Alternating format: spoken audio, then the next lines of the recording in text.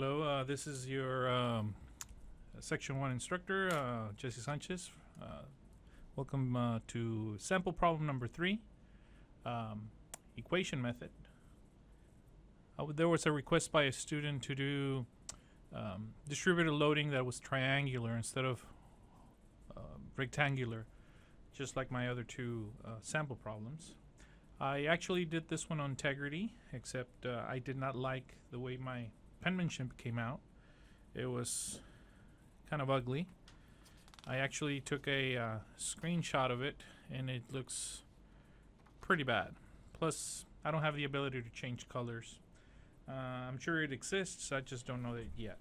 So let's go ahead and get started. We're going to be focusing on example number 4, and we're going to still be doing the equation method. And I think this will be my last one as far as the equation method is concerned. So let's go ahead and get started. So let's solve for the reaction forces. So we'll draw our free body diagram.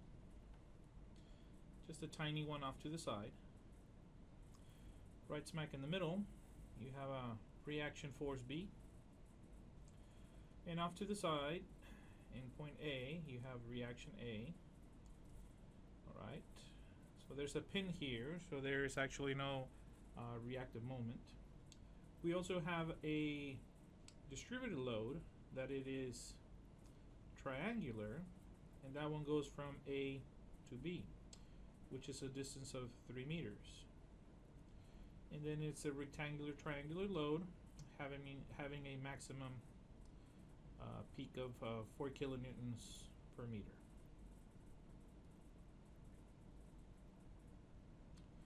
So I'm going to use my red ink, and with my red ink I'm going to substitute these distributed loadings with only one. This is the distributed loading, 4 kilonewtons per meter multiplied times a length of 3 meters. I think it came out. Alright. Which gives it an equivalent of 12 kilonewtons. Alright. So, on the left hand side, I have this distributed loading, which is also has a height of 4 kilonewtons per meter times 3 meters. However, this one is divided by 2 because it is or multiplied by 1/2 because it is a triangle. So 4 times 3, 12, divided by 2, 6. So this is 6 kilonewtons. The location of this one is 1.5 meters. I should write it here. 1.5 meters from the left hand side, and the location of this one is 2 meters from A. So this one is 1.5 from B, this one is 2 meters from A. Alright, so let's do sum of the moments about point A must be equal to 0. Counterclockwise is considered positive. The reaction at A, since it passes through the axis of rotation, it is neglected. So we have a clockwise rotation right here. It is the resultant force of that distributed load of 6 kilonewtons. Since it produces a clockwise rotation is negative, 6 kilonewtons. It is located at a distance from 2 meters. 2 meters from A, I meant to say. And then our next one will be a reaction at B producing a counterclockwise moment. Of course, that will be considered positive, RB, and it is located at a distance of 3 from A times 3 meters. Our next one will be the resultant force coming from our rectangular distributed loading. It has a magnitude of 12. It is producing also a clockwise rotation, therefore it is negative. Let me check my screen. It should come out. So that will be negative 12 kilonewtons. And it is a distance of, this is 3 plus 1.5, 4.5 meters. and this is equal to 0. And we're trying to solve for RB. RB, leaving it on the left-hand side of the equation, multiplying everything, moving everything to the right, and dividing by 3 gives us a magnitude of 22 kilonewtons. And it comes out as positive, which means we picked the right direction. In other words, it is up. We're going to go ahead and box this guy up. And then we're going to do our sum of the forces in the y must be equal to 0. Consider up to be positive. And we have RA going up, RA. And we have negative 6 kilonewtons going down. We have RB going up, which is 22 kilonewtons. And we have this 12 kilonewtons going down. And this is, of course, equal to 0. Let me put my glasses on to see if it's coming out on the screen. Yeah, the paper kind of jumped a little bit. And you get to find out that RA is equal to negative 4 kilonewtons. Now what does that mean, negative? It just means that instead of going up, it's actually going down. So from now on, I'm going to use this. When I do my free body diagrams, just like this one, and I do my 2 sections, we've established that,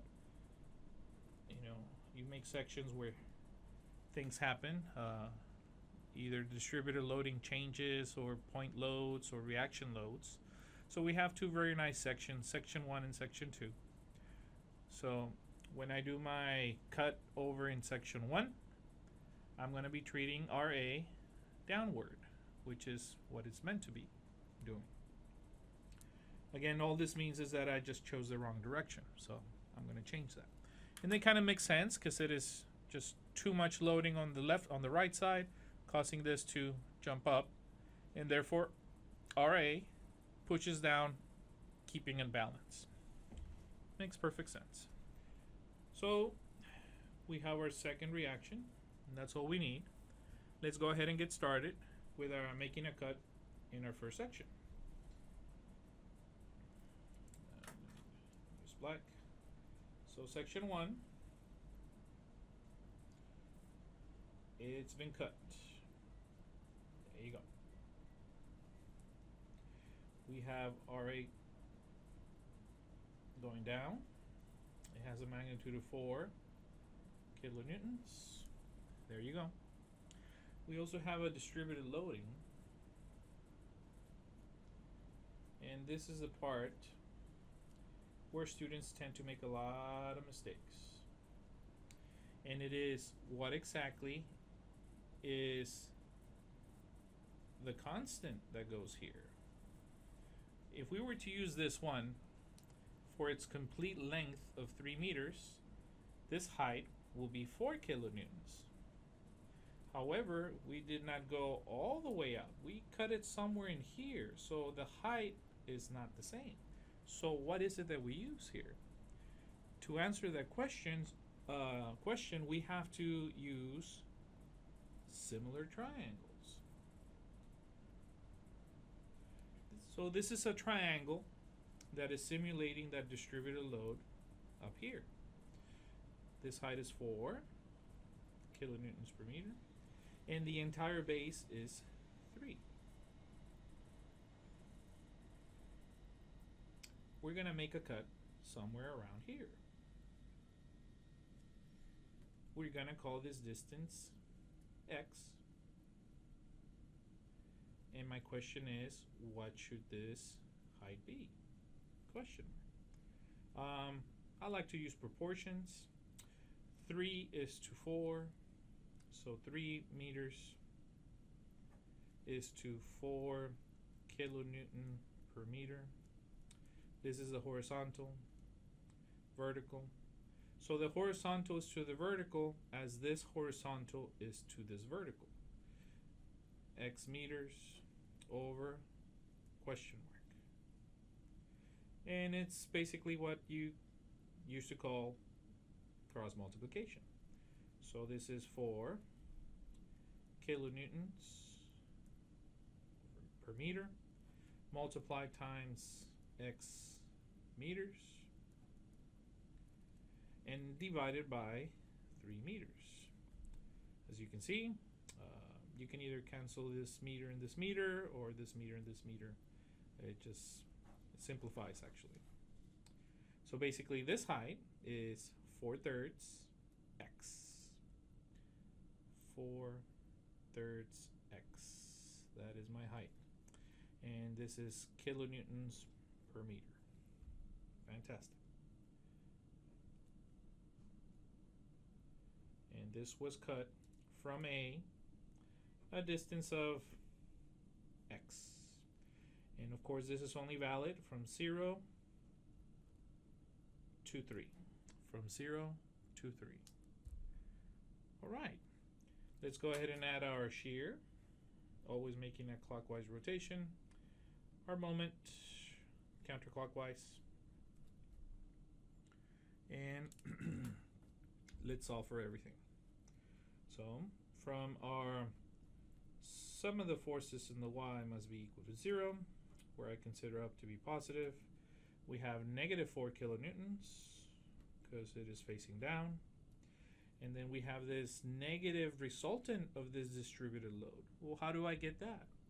Well, if I remember correctly, it is a triangle. So therefore, for sure, it's going to have to be multiplied by 1/2. It's also going to be somewhere along here. Somewhere here. That resultant. So what is its magnitude? Well, it's always base times height divided by 2, or height times base divided by 2. So there's your 2. It's facing down, so it's negative. 4/3 x kilonewtons per meter. And of course, multiply times the base, which is x meters. There you go. Sorry, it's a little bit messy here. Do not get them confused. So I still have one more, my v. It is facing down, so this is minus v, and this is equal to 0. So I move the v to the right side of the equation. In my very first equation, which is my shear equation from 0 to 3, v equals 2. I can simplify this one a little bit further. This is basically 4 divided by 2. This becomes a 2. And this is -2/3 x squared.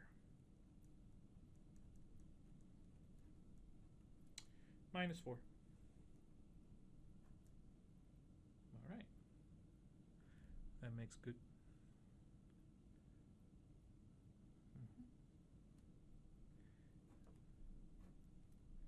And this is kilonewtons.